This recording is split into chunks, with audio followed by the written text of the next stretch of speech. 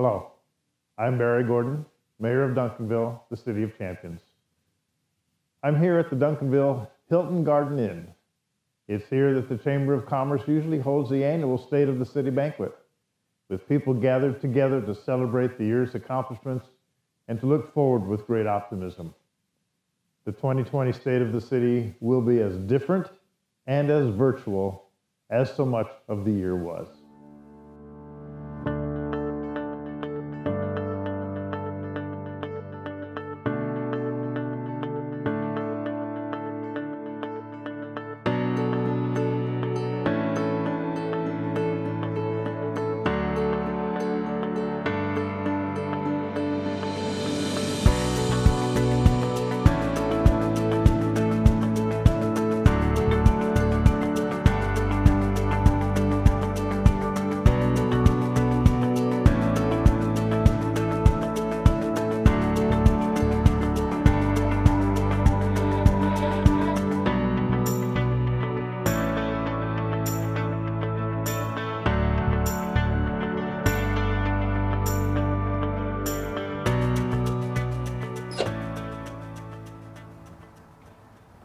On March 13th, 2020, I signed a declaration of local disaster in response to the COVID-19 pandemic.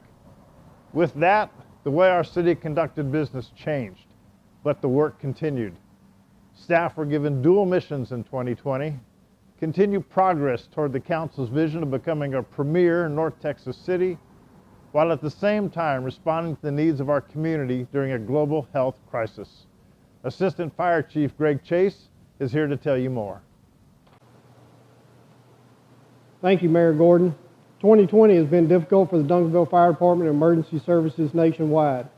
Our department was prepared for the pandemic, though, having had the foresight to obtain the supplies we needed to continue providing safe care for our residents. We worked closely with Dallas County, monitoring the pandemic's impact here in Duncanville, always using that data to inform how we can better perform our duties. We and our regional partners with DeSoto and Cedar Hill have staffed special responses, from providing a paramedic to screen COVID-19 related calls at our Southwest Regional Dispatch Center to forming a specialized squad to provide that response. The pandemic did change how we made contact with our patients, but we will always maintain the same standard of quality care citizens have come to expect. Jeanette? Thank you, Chief Chase. Closing the doors to the Senior Center has allowed us to protect some of the most vulnerable in our community. We then quickly adapted to make sure that the services we provide our seniors remain available, convenient, and most of all safe. And so here at the center, we introduced free curbside meal pickup and added socially distanced events like virtual activities and drive-in bingo. The library adapted our service to the community by offering curbside pickup and drop-off and adding a new home delivery service. This ensured that our patrons were still able to access library materials as they started to spend more time at home. That need to stay home took a toll on local businesses, but the Duncanville Community and Economic Development Corporation responded by funding a temporary business retention assistance program with $250,000. The program then presented grants of $1,000 to $10,000 to aid 118 local businesses impacted by the pandemic. Duncanville partnered with Dallas County for CARES Act federal funding that provided much needed money for both businesses and residents. We also worked with the Duncanville Outreach Ministry to ensure that those in need got help. Mayor Gordon? Duncanville ISD reacted quickly to ever-changing conditions brought on by the pandemic. In March, they stopped in-person learning and immediately began work on a plan of how to safely and effectively educate our students. Students returned to school on September 8th for virtual learning with the help of the district's technology department. The school district then launched hybrid learning with both in-person and virtual learning starting October 19th. Throughout the year, difficult decisions had to be made in the interest of public health and safety. City staff, the council, and I agreed to cancel beloved traditions like the 4th of July celebration, our Halloween Boo Bash, and our annual Christmas parade, as each of these had the potential of bringing large groups together, increasing the spreading of COVID-19. But while 2020 brought with it disappointment, there were some exciting developments for Duncanville, and here's Timothy Hamilton to fill you in. Last year, Parks and Public Works completed work on the pavilion and parking lot at Lakeside Park. And more recently, new fitness equipment has been installed at Pyburn Park.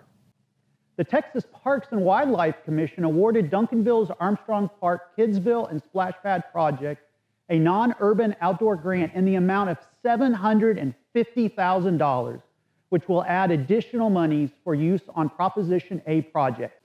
The city's IT department, in partnership with Charter Spectrum, also launched Wi-Fi in 10 of the city's parks with installation completed in May of 2020. Citizens and guests to city parks who are not Charter Spectrum customers can connect to this service using free Spectrum Wi-Fi ID and enjoy 1 hour of free access per day with the opportunity to purchase additional access time starting at $2.95 per hour. Thank you, Tracy and Timothy. We completed the 2020 census. Despite planned outreach activities being canceled, online campaigns and efforts by the Complete Count Committee yielded an increase in the self-response rate, beating the 2010 census. 73.2% of Duncanville residents responded by mail, phone, or online. This will help our city get much of the needed funding for our schools, emergency services, and more. John? Thanks, Athena. Public Works completed sidewalk work in Fair Meadows North Subdivision and along Daniel Dale Road. There was also the installation of ADA ramps in the Greenway Estates subdivision. The completion of the water main replacement projects along West Center, South Alexander, Link Drive, High Ridge Drive, and various locations in the Irwin Kiesler subdivision improved water quality for many Duncanville residents. Each of those projects will be finished with a mill and overlay in 2021, resulting in a much smoother drive. The deaths of George Floyd, Breonna Taylor, and many more sent shockwaves that were felt around the world and here at home. Duncanville residents responded with peaceful protests and a prayer vigil where I was joined by Assistant Police Chief Mark Lavigny and Police Chief Robert Brown. Local reaction to those incidents were both peaceful and constructive, with our community coming together to discuss the important matter of how our police department engages with citizens. I remain proud of our Duncanville officers, their work and professional interaction with residents. You know, Chief Brown, you're exactly right. We have a great department made up of a lot of great people, and we serve a great community. You know, in 2020, the Texas Police Chiefs Association re-recognized the Duncanville Police Department's compliance with the Texas Law Enforcement Agency's best practices. The best practices, which were developed by Texas law enforcement professionals, assist Duncanville in the efficient and effective delivery of service, the reduction of risk, and the protection of all individual rights. In June of 2020, Council approved an interlocal agreement that allowed Duncanville to receive over $2 million in CARES Act funds for disaster relief assistance.